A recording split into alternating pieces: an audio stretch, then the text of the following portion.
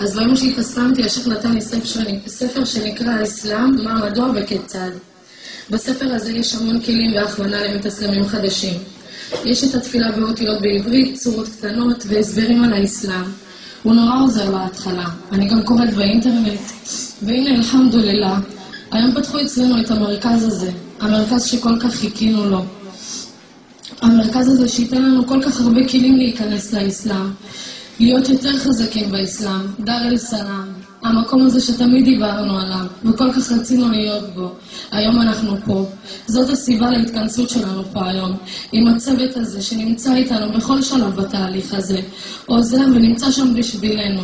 השייחים יאמר לזכותם בקשר תמידי איתי, עוזרים כשאני צריכה, עונים על שאלות שאני שואלת, ויש המון אנשים מוסלמים שיודעים שהתאסלמתי, וגם הם עוזרים בכל דרך שהם יכולים. נמצאת איתי פה היום עוד חברה שהתאסלמה, אלחמדולillah. יש עוד 3 בנות שהתאסלמו והם לא הצליחו לבוא היום לצערי. החברה הראשונה שהתאסלמה הייתה איתי ביום שאני התאסלמתי. ישבנו ביחד בבית, והייתי כל כך נרגשת מהצד הזה שאני הולכת לעשות, אז סיפרתי לה עליו. ואז היא גם אמרה לי שהיא רוצה להתאסלם.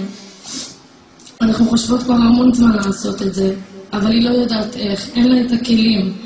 אמרתי לה, אל תדאגי, אנחנו באותה סירה, נעשה את זה ביחד. יש גם קבוצה שנקראת דאר אל סלאם שמוכנה לעזור לנו בכל התהליך וללוות אותנו צעד צעד. נלמד ביחד ונתחזק, וככה באמת נסענו באותו היום ביחד לירושלים. שם התאסלמנו, למדנו ביחד איך להתפלל, מה מותר, מה אסור, צמנו ביחד, הכל עשינו יחד. אחרי כמה ימים דיברה איתי עוד חברה, וגם לה סיפרתי כמה טוב זה עשה לי, ושאני מרגישה בן אדם אחר, לגמרי, נקי יותר, טהור יותר, וגם היא הבינה שהאסלאם זו הדרך, והשתכנעה. השאר ראו אותי מתפללת ואז הגיעו השאלות. פשוט ישבתי איתן והסברתי בסבלנות, שמהיום שהתאסלמתי נפתח בפניי האור. אני מקבלת את כל הטוב שבעולם.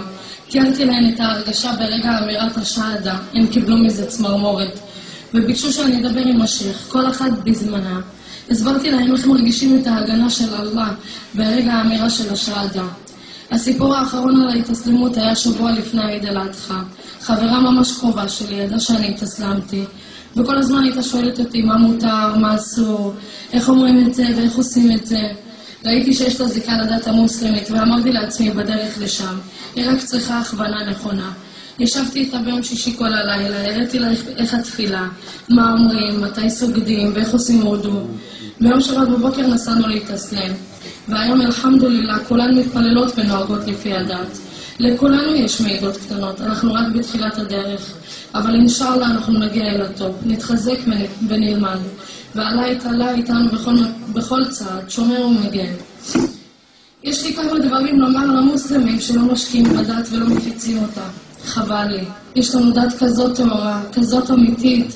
אנשים רבים מדתות אחרות נכנסים אליה, והאלה שנולדו איתה לא משקיעים בה. המון אנשים לא משקיעים בה, וזה חבל לי. אני חושבת שכל מוסלמי שנולד מוסלמי צריך לקום כל בוקר ולהגיד תודה לאללה יתעלה שנתנו להיוולד מוסלמי ולהיות שייך בחלק מהדת הזאת. הדת הכנה, הנכונה, האמיתית הזאת. אני מצטערת על זה שלא נולדתי מוסלמית. בזבזתי המון שנים בחיי החושך, אבל אלחמדולillah היום אני בחיי האור, בדת שכל האור נמצא וקיים בה. אני רוצה לומר לאותם האנשים, תפיצו את הדת, תגנו עליה, תלכו לפיה, ואללה לא יחסר מכם כלום. הרי כשאנחנו רק פונים לעזרתו, הוא איתנו, אז למה אתם לא משקיעים את המינימום ומפיצים אותה והולכים לפיה? אני מקווה ומבקשת שאינשאללה כל מוסלמי ייתן טיפה מעצמו ויפיץ אותה. אני חושבת שאם אני בתור מוסלמית חדשה,